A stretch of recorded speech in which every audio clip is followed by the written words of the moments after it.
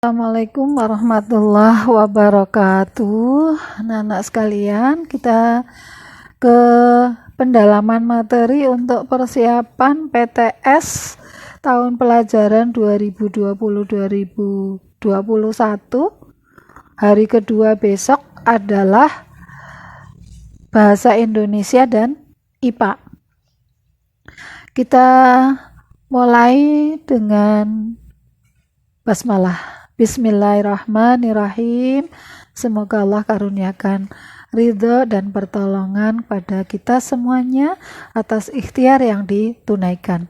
Anak-anak sekalian, penyiapan atau les pendalaman persiapan PTS 2 hari kedua besok, kita akan membahas naskah soal PTS 2 SD kurikulum 2013 tahun pelajaran 2019-2020.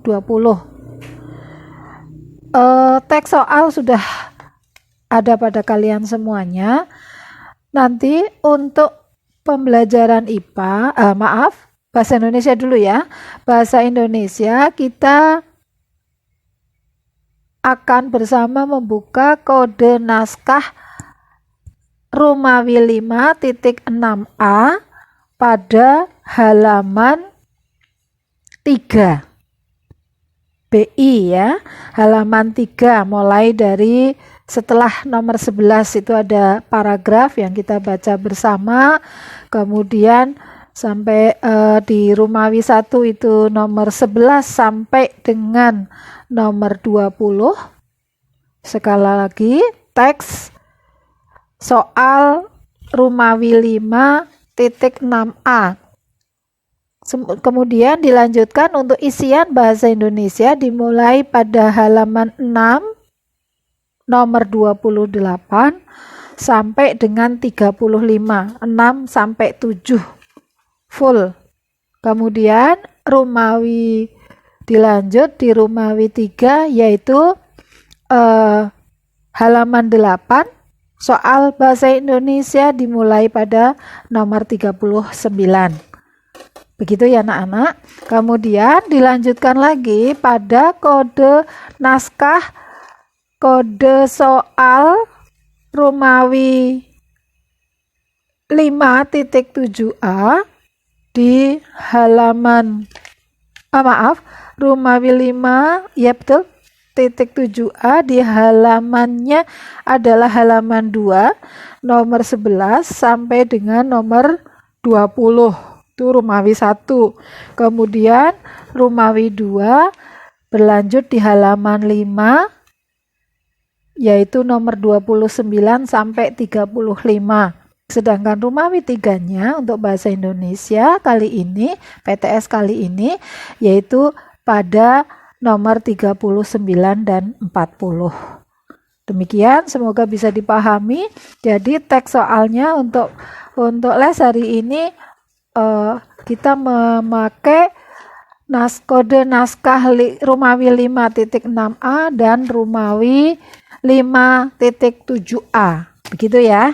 Insyaallah kalian semuanya bisa memahami. Yang selanjutnya kita akan memulai di pada halaman 3 ya, naskah dengan kode Romawi 5.6a di halaman 3. Di situ ada paragraf. Perhatikan paragraf di bawah ini untuk nomor 11 dan 12. Paragrafnya demikian. Ada satu paragraf, kita baca bersama-sama. Akhir-akhir ini banyak mahasiswa yang memanfaatkan sampah. Mereka menjadikan benda ini menjadi berbagai kerajinan. Mereka memanfaatkan sampah karena mereka prihatin mengenai masalah sampah yang tak kunjung selesai. Kerajinan yang mereka buat beragam, mulai dari mobil-mobilan, figura, dan lain-lainnya. dan lain sebagainya. Selain dijadikan sebuah kerajinan, mereka juga berinisiatif untuk mengolah sampah menjadi bahan yang berguna bagi kehidupan dengan tujuan agar benda ini tidak selalu merepotkan manusia. Karena di balik masalah yang membuat pusing, ternyata sampah juga memiliki berbagai manfaat bagi manusia. Itu paragraf untuk nomor 11 dan 12. Kita beranjak ke nomor 11 ya. Nomor 11 ditanyakan ide pokok paragraf yang dibacakan tadi adalah titik-titik. Ide pokoknya adalah pemanfaatan sampah menjadi benda kerajinan. Jadi ide pokoknya potongan dari kalimat utama, kalimat pertama yang terletak pada paragraf tersebut. Yang selanjutnya di situ tertulis nomor 12 ya. Kalimat tanya yang sesuai dengan isi paragraf yang kita baca bersama adalah apa? Kalimat tanya yang tepat. Bagaimana cara memanfaatkan sampah dengan baik? Jawabannya adalah C. Memakai kata tanya bagaimana. Oke. Bisa dipahami ya, bukan kata tanya apa, bukan kata tanya mengapa, dan bukan kata tanya kapan. Tetapi yang dijelaskan dari paragraf yang kita baca bersama adalah kata tanya bagaimana. Lebih tepatnya adalah bagaimana cara memanfaatkan sampah dengan baik. Oke, kita lanjutkan nomor 13. Perhatikan paragraf di bawah ini. Paragraf ini terdiri dari 4 kalimat. Yuk kita baca bersama. Pada kalimat pertama tertulis kaca termasuk bahan konduktor panas. Kaca mudah menghantarkan panas walaupun tidak sebaik logam. Kalimat ketiga, kaca ada yang mudah pecah jika terkena suhu tinggi dan juga ada yang tahan panas. Kalimat keempat, kaca yang tahan panas digunakan untuk peralatan masak, misalnya panci, tutup panci, dan tutup oven. Pertanyaannya, ide pokok paragraf yang kita baca bersama terdapat pada kalimat angka titik-titik. Apa jawabannya? Angka 1, yaitu kaca termasuk bahan konduktor panas. Pada kalimat kedua, 3, dan 4 adalah merupakan kalimat penjelas dari kalimat utama yang mengandung ide pokok. Baik, kita lanjutkan nomor 14. Kata tanya yang digunakan dalam membuat kalimat tanya untuk menanyakan sebab atau alasan suatu peristiwa yang terjadi yaitu adalah kata tanya mengapa. Oke. Baik, kita lanjutkan ke nomor 15. Nomor 15 kembali kita berhadapan dengan satu buah paragraf. Mari kita baca bersama-sama. Berdasarkan bahan yang dikandung, minuman dapat dikelompokkan menjadi minuman berbahan soda dan berbahan alkohol. Minuman berbahan soda biasanya dapat menimbulkan efek menyegarkan, namun dapat menimbulkan rasa tidak enak di lambung, yaitu kembung. Minuman alkohol merupakan minuman yang mengandung alkohol di dalamnya. Selain dilarang oleh agama, minuman berbahan alkohol ini juga dapat menimbulkan berbagai macam penyakit pada tubuh, seperti penyakit liver dan kanker. Berlanjut kepada pertanyaannya, Pertanyaan, pernyataan yang sesuai dengan isi teks tersebut adalah: apakah minuman alkohol menimbulkan rasa segar? Tidak, salah. Minuman alkohol dilarang oleh agama. Apakah B, minuman berbahan soda dapat menimbulkan penyakit? Kalau di pernyataan, di teks dituliskan dapat menimbulkan rasa tidak enak di lambung. Apakah C, minuman beralkohol dapat menimbulkan penyakit radang? Kalau di dalam teks disebutkan minuman beralkohol dapat menimbulkan penyakit liver dan kanker. Apakah D, minuman berbahan soda lebih baik daripada alkohol? Ya boleh jadi iya, tetapi kemudian iya, kalau di kunci memang tertuliskan D ini. Begitu ya. Di nomor 15 jawabannya adalah minuman berbahan soda lebih baik daripada alkohol. Jadi kalau ada dua itu, yang beralkohol kan jelas dilarang agama ya, tidak boleh kita sentuh, tidak boleh kita pakai, tidak boleh kita minum. Begitu. Baik. Ya, begini pertanyaannya. Oke, kita berlanjut ke nomor 16 ya. Untuk nomor 16, kita diminta memperhatikan paragraf berikut ini. Apa itu? Kita baca bersama ya. Burung merpati memiliki beragam jenis warna, antara lain coklat, putih, hitam, atau perpaduan dari beberapa warna tersebut. Merpati memiliki semacam sensor dalam hidungnya yang digunakan untuk mengenali bau rumahnya. Inilah penyebab burung merpati dapat pulang ke rumahnya setelah terbang jauh. Makanan burung ini adalah biji-bijian seperti jagung, beras, kacang hijau, dan lain sebagainya.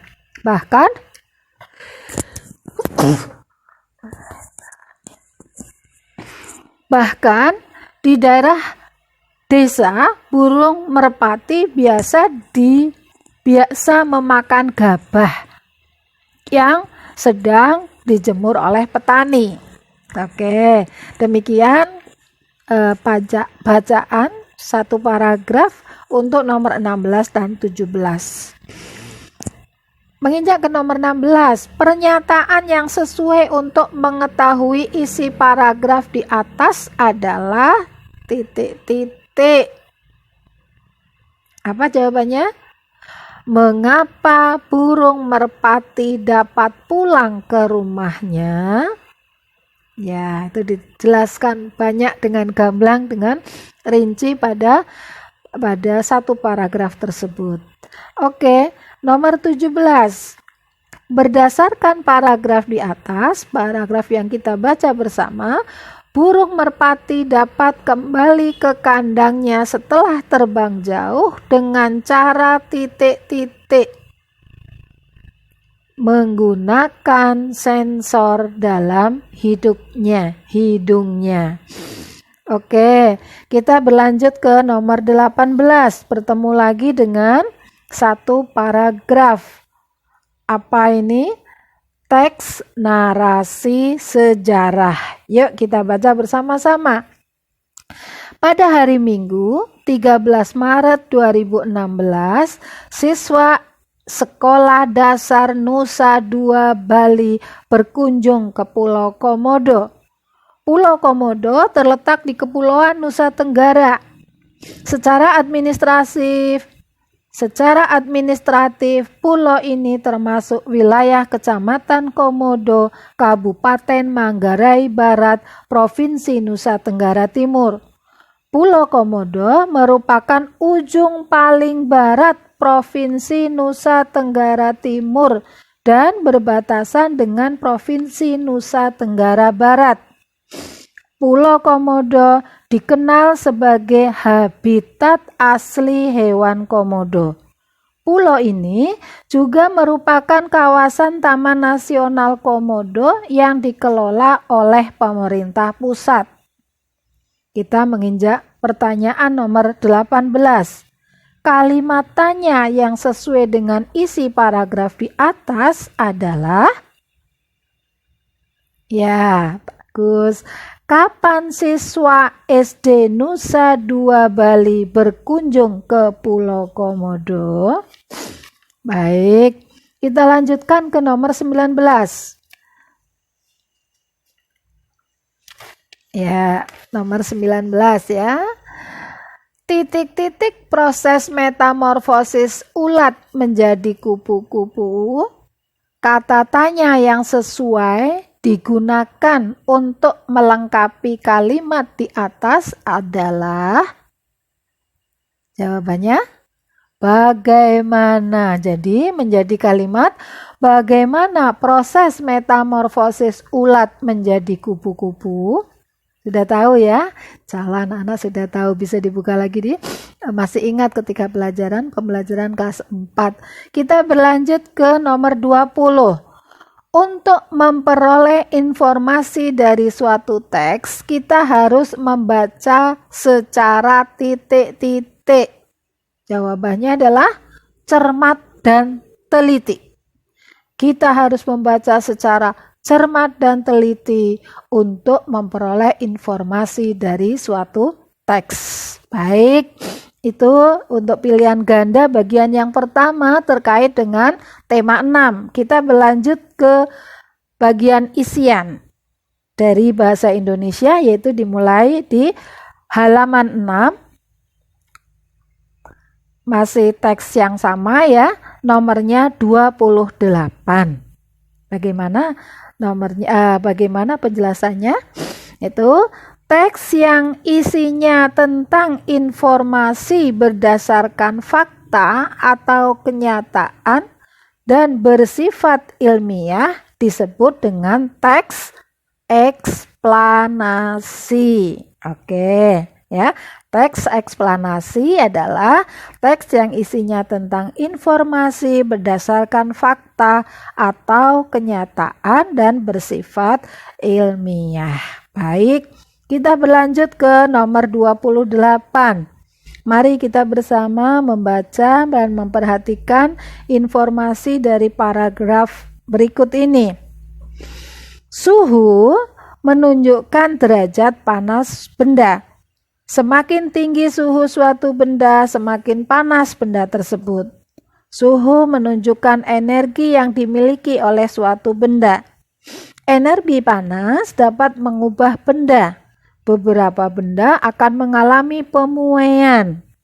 Pemuaian panas adalah perubahan suatu benda yang dapat menjadi bertambah panjang, lebar, luas, atau berubah volumenya karena terkena kalor atau panas. Tetapi sebaliknya, benda dapat mengalami penyusutan. Penyusutan adalah perubahan suatu benda yang menjadi berkurang panjang, lebar, dan luas karena terkena suhu dingin. Pemuaian dan penyusutan bisa terjadi pada logam, udara, dan air. Nah, pertanyaannya dari nomor 29 ini adalah, ide pokok dari paragraf di atas adalah titik-titik. Ya, apa ide pokoknya? Suhu menunjukkan derajat panas benda. Di mana kita dapatkan ide pokok ini? Pada kalimat utama. Di mana letak kalimat utama? Kebetulan pada paragraf yang kita baca terkait nomor 29, kalimat utamanya ada pada kalimat pertama atau kalimat di awal paragraf. Oke? Baik, kita lanjutkan ya. Nomor 30. Kalimat tanya selalu menggunakan kata tanya dan diakhiri dengan tanda tanya. Kata tanya yang digunakan untuk menanyakan keadaan atau kejelasan tentang suatu hal, cara, atau proses pengerjaan sesuatu adalah titik-titik. Kata tanya apa? bagaimana. Ya, jadi kata tanya bagaimana digunakan untuk menanyakan keadaan atau kejelasan tentang sesuatu hal ataupun tentang cara ataupun tentang proses pengerjaan sesuatu. Oke, baik, kita lanjutkan nomor 31. Masih ada paragraf yang perlu kita baca dan cermati bersama. Yuk kita baca. Perpindahan kalor secara konduksi disebut juga perpindahan kalor secara hantaran, yaitu perpindahan kalor tanpa memindahkan zat perantaranya. Pada peristiwa perpindahan kalor secara konduksi, yang berpindah hanya energi kalornya saja. Umumnya, perpindahan kalor secara konduksi terjadi pada zat padat. Nah, pertanyaannya terkait paragraf yang kita baca ini, kata kunci pada paragraf tersebut adalah titik-titik. Apa jawabannya? Kata kunci paragraf tersebut adalah konduksi. Bagus. Jadi konduksi, kata konduksi ada kalau kita perhatikan pada kalimat pertama ada kata konduksi. Kemudian kalimat kedua pada peristiwa perpindahan secara konduksi muncul lagi kata konduksi. Jadi semakin menguatkan kepada kita semuanya dari informasi paragraf tersebut, kata kuncinya adalah konduksi. Oke, baik, kita lanjutkan ke nomor 32. Penyajian karangan atau peristiwa yang panjang dalam bentuk yang singkat dan efektif disebut titik-titik. Apa? Oke, ringkasan. Ada juga kalau ketika kita belajar di kelas virtual, kelas 5 Fatimah, ada juga yang menyebutkan jawabannya rangkuman. Ringkasan, rangkuman adalah penyajian karangan atau peristiwa yang panjang dalam bentuk yang singkat dan efektif. Oke, kita lanjutkan lagi. Kita bertemu lagi dengan paragraf berikut ini ya. Ya, kita lanjutkan paragraf untuk menjawab nomor 33. Jadi, tadi minta memperhatikan paragraf untuk dapat paragraf berikut ini untuk menjawab nomor 33 sampai 34. Yuk kita baca bersama. Pada paragraf ini terdiri dari 3 kalimat. Kalimat pertama menunjukkan masyarakat Indonesia merupakan masyarakat yang selalu menghargai warisan budaya nenek moyangnya.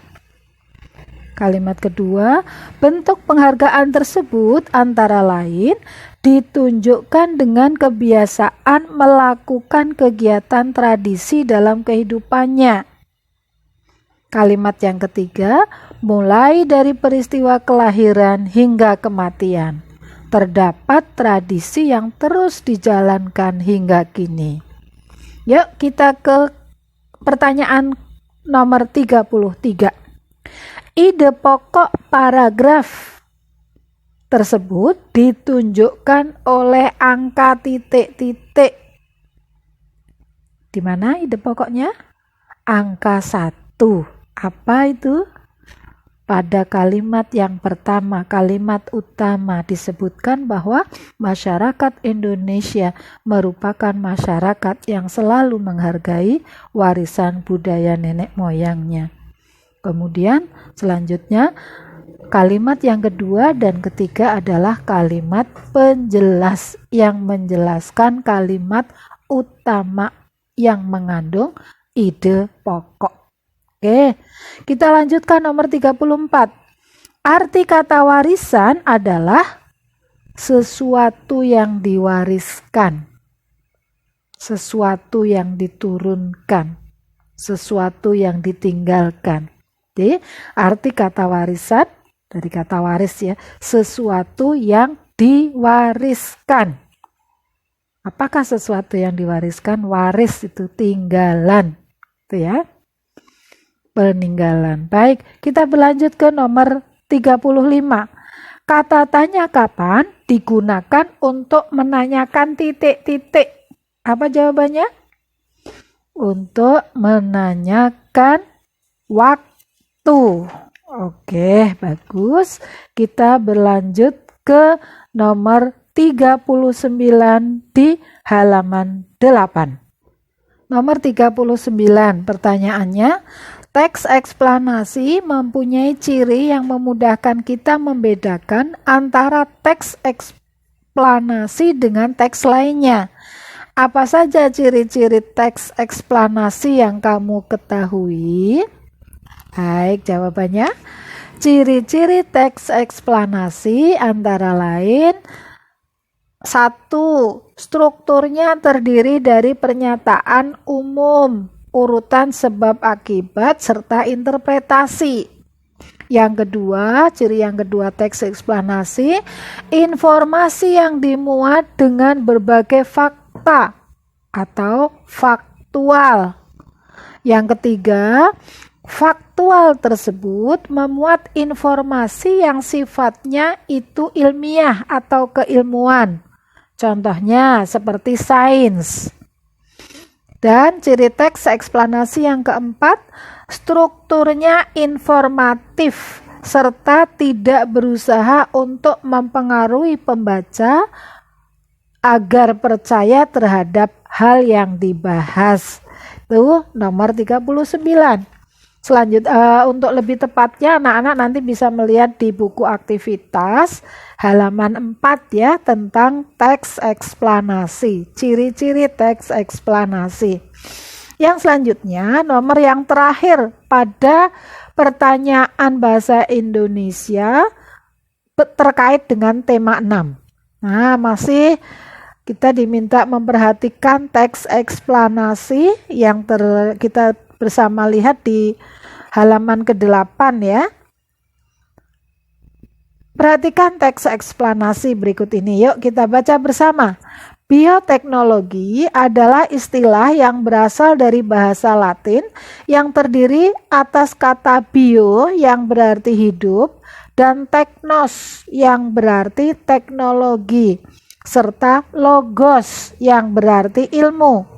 Selanjutnya, bioteknologi diartikan sebagai kajian ilmu terapan yang konsen terhadap rangkaian proses biologis dalam rangka menghasilkan barang dan jasa yang menerapkan prinsip sains. Perkembangan bioteknologi tidak hanya didasarkan pada cabang keilmuan biologi saja, namun juga pada disiplin ilmu terapan lainnya, misalnya biologi molekuler, komputer, biokimia, genetika, kimia, mikrobiologis, matematika, dan lain sebagainya. Pertanyaannya pada nomor pungkasan di tema 6 ini, tentukan hal penting yang kamu temukan dari teks tersebut di atas. Jawaban nomor 40 adalah hal yang penting yang kita temukan dari teks tersebut adalah bioteknologi merupakan kajian ilmu terapan yang konsen terhadap rangkaian proses biologis dalam rangka menghasilkan barang dan jasa yang menerapkan prinsip sains. Nah, selanjutnya kita ke kode naskah Romawi 5.7a, masih tentang bahasa Indonesia ya. Kita melanjutkan bahasa Indonesia. Untuk bahasa Indonesia ini terdapat pada halaman 2, yaitu mulai nomor 11 dan nanti kelanjutannya. Gitu ya. Oke, yuk kita mulai naskah Rumawi 5 7A halaman 2 nomor 11. Kata tanya kapan digunakan untuk menanyakan titik-titik. Apa jawabannya? Menanyakan waktu tentunya. Oke ya. Kita berlanjut ke nomor 12. Rempah-rempah begitu melimpah di bumi Indonesia.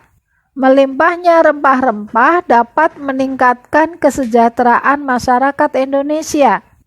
Namun, rempah-rempah yang begitu melimpah juga membuat bangsa-bangsa di Eropa berusaha untuk menguasai perdagangannya. Pertanyaan yang jawabannya terdapat dalam paragraf yang kita bersama baca adalah titik-titik. Apa jawabannya? Jawabannya C. Apa pengaruh rempah-rempah terhadap kehidupan bangsa Indonesia? Lanjutkan nomor 13 ya. Kata tanya siapa digunakan untuk menanyakan titik-titik. Orang. Kita berlanjut nomor 14. Nomor 14 berikut yang merupakan jawaban dari pertanyaan dengan kata tanya mengapa adalah titik-titik. Jawabannya A ya. Karena pemerintahan kolonial melakukan penindasan-penindasan dengan membuat peraturan. Baik, nomor 15. Siapa yang membacakan teks proklamasi? Kalimat di atas merupakan kalimat titik-titik. Iya, kalimat tanya. Tandanya ada tanda tanya ya. Baik. Nomor 16. Berikut yang termasuk kosakata baku adalah titik-titik. Kosakata baku yang dari 4 itu, maka yang paling tepat adalah A. Izin. Oke. Kita berlanjut ke nomor 17. Titik-titik pemimpin pertempuran Ambarawa. Kata tanya yang tepat untuk kalimat di atas adalah siapa? Siapa pemimpin pertempuran Ambarawa? Oke. Berlanjut nomor 18.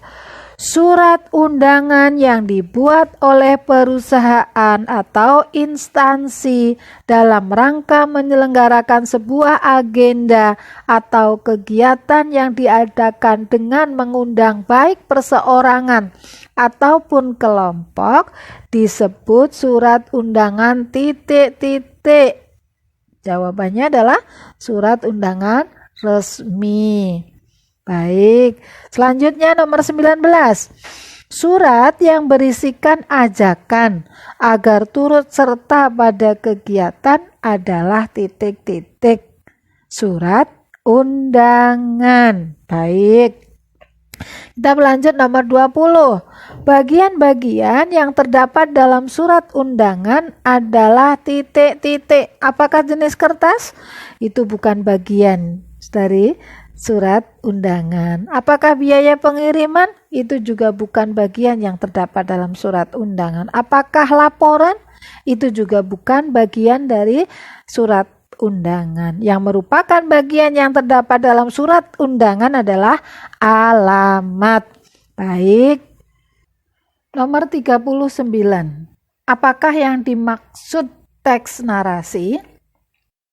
Teks narasi adalah rangkaian cerita dari waktu ke waktu yang dijabarkan dengan urutan awal, tengah, dan akhir. Kita berlanjut ke nomor yang terakhir, yang pungkasan dari pelajaran bahasa Indonesia.